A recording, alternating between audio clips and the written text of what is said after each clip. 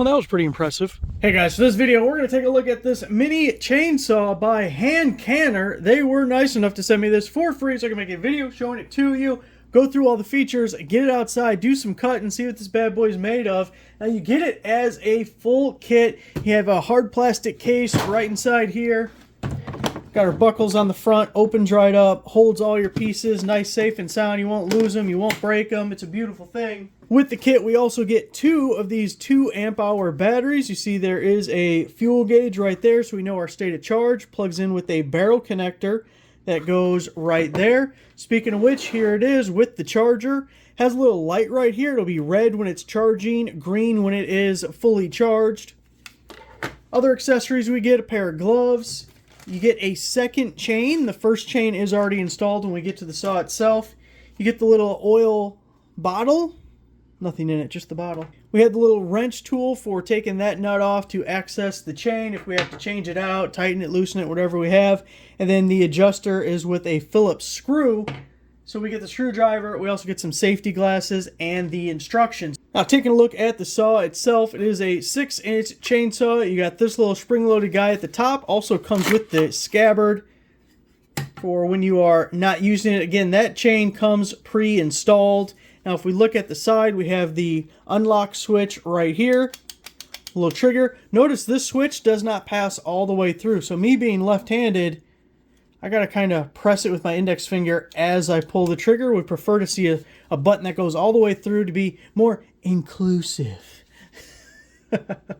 So then we have the adjusters right inside there. Can you see that Phillips screw right there? That is to tighten and loosen your chain. So you'll take this guy like so, loosen it up a little bit, tighten or loosen that screw, and then lock this back down, and you will be good to go. So one thing I did notice with the batteries, a little bit of a tight fit. You got to give it a healthy shove to get it on there. Well, I guess we don't have to worry about it coming off. Another thing, with the battery, this is under 3 pounds. So really lightweight. And we got to get it outside, give it a test, see what it can do. We'll do a little voiceover action for the outside cutting portions. I went over to this dead tree at first because I wanted to give it a shot, but it immediately stopped and couldn't cut it. So we went over to this tree over here and had similar results where it just kept shutting down. Now I'll fast forward a little bit and save you some of the grief. Once I changed out to the second battery, it got a lot better. So it comes with 2 batteries. I fully charged both of them before going out and trying to do some of this cutting. But this first battery, it just didn't do anything. And at first, I thought it was the tool. I thought, oh man, this is not going to go well.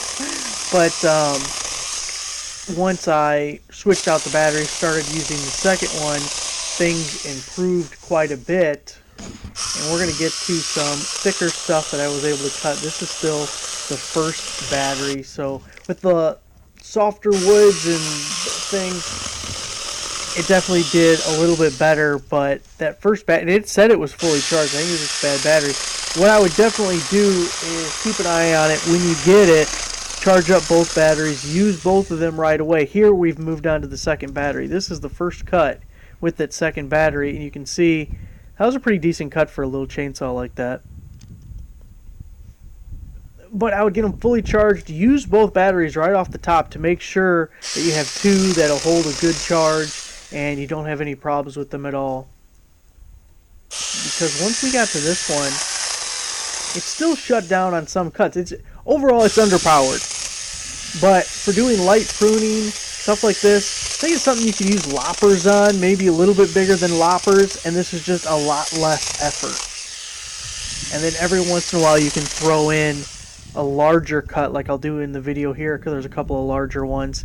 But it's probably not something you want to be doing all day long with it because the batteries aren't going to hold up that long even if you had 2 good ones. And it's not as efficient as a larger chainsaw, but doing like this kind of stuff, it's super quick and works good for that.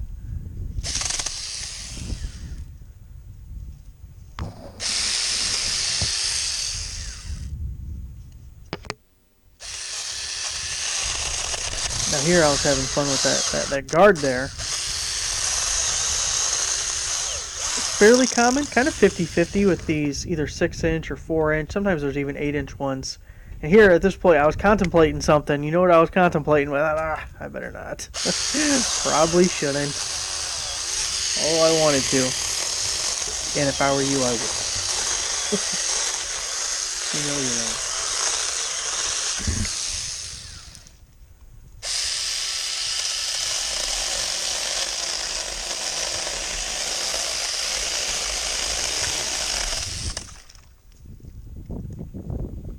So I'm going to let this roll for a little bit. You guys can see the sights, hear the sound of this chainsaw. This was a pretty aggressive for its size. We were able to get through that eventually. So we got a couple more minutes. The last cut is probably the biggest in the entire thing, so if you want to stick around, see how it handles that. But thanks for watching.